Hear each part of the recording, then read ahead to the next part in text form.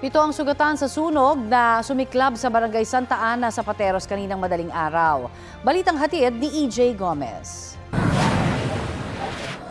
Ginising ng naglalagablab na apoy ang mga residente ng Barangay Santa Ana sa Pateros mag-aalas 12 ng hating gabi. Agad itong itinaas sa unang alarma. Nagpahirap sa mga bumbero ang masisikip na daan. Kahit pa paano pa rin, dyan yung bumbero, pre. Ang naging challenge lang po natin dito, ma'am, ay medyo madilim ang daan, ma'am, at mas makipot po ang daan, ma'am. At saka yung mga kabahayan po ay gawa po sa light materials po. Kinailangan pumasok ng mga bumbero sa mga katabing daan para mabugahan ng tubig ang mga nasusunog na bahay. Ilan sa kanila umakyat din sa mga bubong.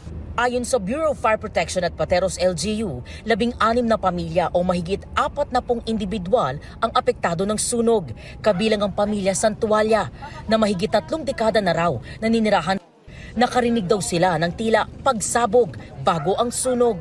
Nakita ko po may umiilaw po sa third floor. Kala ko po may fireworks lang po.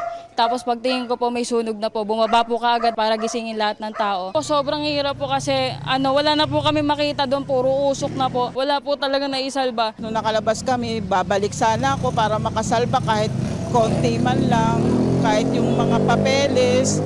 Wala na, hindi na ako pinayagan, niyakap na ako ng anak kong bunso eh. Hindi ko alam kung paano kami babangon. Hindi ko alam saan kami magsisimula ngayon. Ilang alagang hayop naman ang ligtas na nailikas. Ayon sa Pateros LGU, 7 residente ang naitalang sugatan. Minor injuries lang naman ito, merong 4 na napaso, first degree burns. Merong 2 na tumaas lang yung blood pressure at merong 1 bata na nahirapang huminga. Sa katabing eskwelahan, pansamantalang nananatili ang mga apektadong residente ayon sa Pateros LGU. Mahigit 60 fire trucks ng BFP at fire volunteers ang rumisponde sa sunog na tuluyang naapula kaninang 12:47 a.m. Inaalam pa ng BFP ang sanhi ng sunog, pati na ang kabuang pinsalang dulot nito.